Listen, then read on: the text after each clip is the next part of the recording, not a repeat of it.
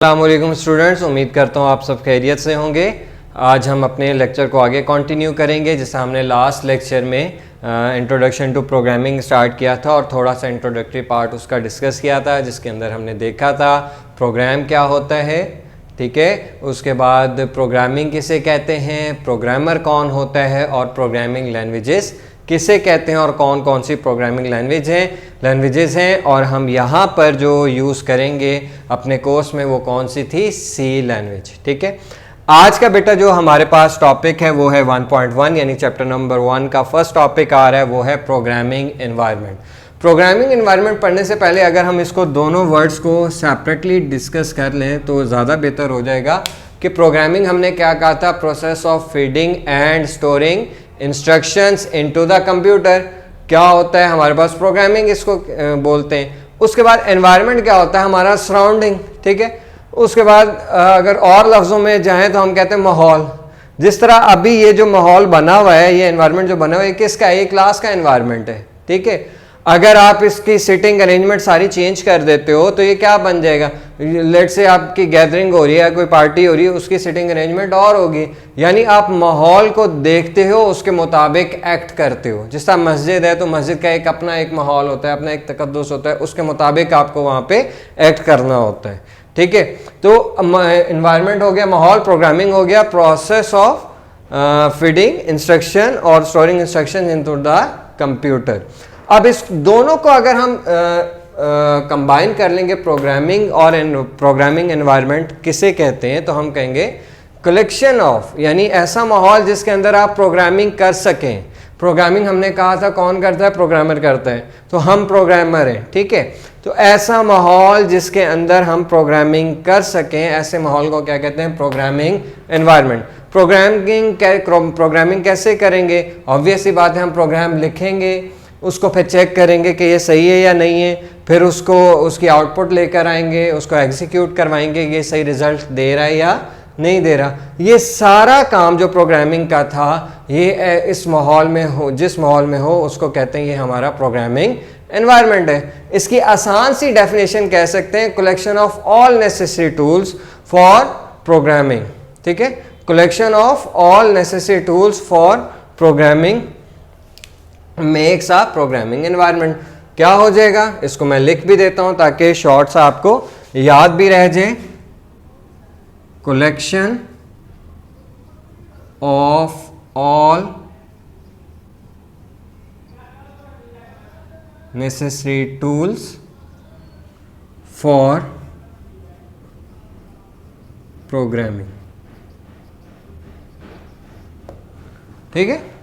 वो सारे टूल्स, जिन टूल्स को यूज़ करते हुए आप प्रोग्रामिंग करते हो, जब वो सारे मिल जाते हैं, वो एक जगह हो जाते हैं, हम कहते हैं ये क्या है, ये प्रोग्रामिंग एनवायरनमेंट बन गया है, चलो जी प्रोग्रामिंग करते हैं। क्योंकि एक भी नहीं होगा तो प्रोग्रामिंग हमारी नहीं हो पाएगी, ठीक है। यहाँ तक कोई मसला इस प्रोग्रामिंग एनवायरनमेंट से रिलेटेड, कि प्रोग्रामिंग एनवायरनमेंट क्या है, प्रोग्रामिंग करने का माहौल, कंप्यूटर में इंस्ट्रक्शन फीड करने का, स्टोर करने का, उनको एग्जीक्यूट कराने का एनवायरनमेंट। अब इस सारे काम को, यानी इस प्रोग्रामिंग करने के लिए, हाँ, जैसा हमने प्रोग्राम लिखना है, उसको लोड करना है, उसको लिंक करना है, उसको कंपाइल करना है, उसको डिबग करना है, तो ये सारा काम करने में जो चीज़ें, जो टूल्स हमारी यूटिलाइज होंगे, जब तक वो नहीं होंगे हम प्रोग्रामिंग नहीं कर सकेंगे। भाई जैसा दोस्त होते हैं, मुख्तलिफ दोस्त होते हैं, जब तक उनमें से कोई एक दोस्त नहीं, कुछ दोस्त नहीं होंगे तो हम कहेंगे यार पार्टी का मज़ा नहीं है, पार्टी नहीं हो सकेगी।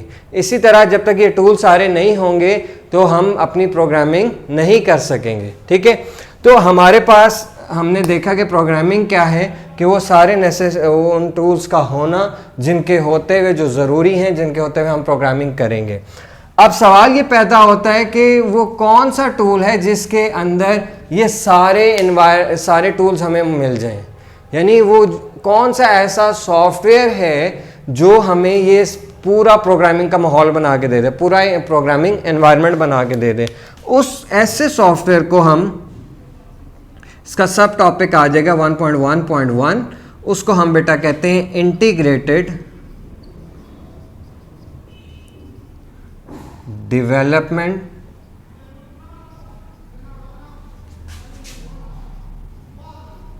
एनवायरनमेंट, और इसका शॉर्ट फॉर्म आ जाएगी IDE, इसको बोलते हैं IDE। इंटीग्रेटेड डेवलपमेंट एनवायरनमेंट एक ऐसे सॉफ्टवेयर को कहते हैं जो प्रोग्रामर्स को प्रोग्रामिंग एनवायरनमेंट प्रोवाइड करता है, ठीक है। जिस तरह YouTube है या Facebook है, वो Facebook यूजर्स को एक सोशल एनवायरनमेंट प्रोवाइड करता है कि Facebook यूजर्स उसके उस टूल को यूज़ करते हुए सोशली अपने आप को एक्टिव कर सकते हैं, एक दूसरे से लिंक अप कर सकते हैं, ठीक है। इसी तरह हमारे पास जो ये एनवायरनमेंट है, ये टूल है, ये हमें क्या प्रोवाइड करता है, ये हमें प्रोग्रामिंग एनवायरनमेंट प्रोवाइड करता है। इस टूल को हम अपने कंप्यूटर, मोबाइल या लैपटॉप पे जहाँ पे भी इंस्टॉल करके हम अपनी प्रोग्रामिंग को सक्सेसफुली कर सकते हैं। ये बात तो समझ आ गई कि ये एक सॉफ्टवेयर है और जो हमें प्रोग्रामिंग एनवायरनमेंट प्रोवाइड कर रहा है, ठीक है। अब इस टूल के अंदर क्या क्या है कि हमने अभी बात की थी कि हमें प्रोग्राम लिखना भी होगा, हमने उसको जो है कंपाइल भी करना होगा, हमने उसको लोड भी करना होगा, लिंक भी करवाना होगा, हमें उसको डिबग भी कराना होगा, हमने उसको फिर एग्जीक्यूट भी फर्दर कराना होगा। ये मुख्तलिफ टूल्स हमें मुख्तलिफ काम करने के लिए यूज़ होंगे। अब इसके अंदर जो हमारे पास जो ज़्यादा फेमस हमारे पास IDEs हैं, जो जिनके अंदर हम प्रोग्रामिंग करते हैं, जिन टूल्स को यूज़ करते हुए, वो पहली हमारे पास आती है, वो हम विजुअल, जो आपकी बुक ने भी दी हुई है, विजुअल स्टूडियो। विजुअल स्टूडियो एक टूल है जिसके अंदर आप अपने ये सारे काम कर सकते हैं, आप अपने प्रोग्रामिंग कर सकते हैं। इसके अंदर ये सारे टूल जो प्रोग्रामिंग से कंसर्निंग है वो सारे अवेलेबल हैं। उसके बाद आपके पास जो नेक्स्ट आ जाता है वो आपके पास आ जाता है Xcode, आपके पास है Xcode यूज़ कर लें। उसके बाद आप कोड ब्लॉक है, कोड ब्लॉक ये यूज़ कर सकते हैं। और लास्ट पे आप और भी टूल हैं, आप यानी आपके बुक ने ये 4 दिए हुए हैं, चारों में से जो मर्ज़ी यूज़ करें। हम डेव सी के ऊपर काम करेंगे, ये थोड़ा सा ज़्यादा मुझे बेहतर लगा है कि डेव सी के ऊपर, C++ के ऊपर हम बिगनर लेवल पे हम एक अच्छा काम कर सकते हैं, एक अच्छे तरीके से इसको सीख सकते हैं। तो ये सारी आपके पास IDEs हैं, ठीक है, जिसको आप क्या बोलते हो, इंटीग्रेटेड डेवलपमेंट एनवायरनमेंट। अब आते हैं इसको इंटीग्रेटेड क्यों बोलते हैं। इंटीग्रेटेड इसलिए बोलते हैं, अभी हमने जिस तरह बात की है कि हमें क्या क्या चाहिए होता है, टेक्स्ट एडिटर चाहिए, हमें कंपाइलर चाहिए, हमें डिबगर चाहिए, ठीक है। उसके बाद टेक्स्ट एडिटर हो गया, कंपाइलर हो गया, डिबगर हो गया, लोडर चाहिए। ये डिफरेंट हमारे पास टूल्स हैं। ये जब तक नहीं होंगे, यानी टेक्स्ट एडिटर क्या करेगा, टेक्स्ट को एडिट करवाएगा, कंपाइलर क्या करेगा, कोड को आगे ट्रांसलेट करेगा, इन दोनों को हम अभी फर्दर डिस्कस करते हैं। डिबगर क्या होता है, जो हमारे कोड में एरर को फाइंड करता है और उसको रिमूव करने में हमारी हेल्प आउट करता है। इस तरह लोडर क्या होता है, जो हमारे प्रोग्राम को मेमोरी के अंदर लोड करवाएगा। ये डिफरेंट तरह के टूल्स हैं, ठीक है, जो सारे मिले हुए हैं एक प्लेटफॉर्म के ऊपर, यानी सारे आपस में इंटरलिंक्ड हैं, सारे आपस में जुड़े हुए हैं। जब जुड़े हुए हैं और एक ही काम करने के लिए जुड़े हुए हैं, उसको कहते हैं इंटीग्रेटेड।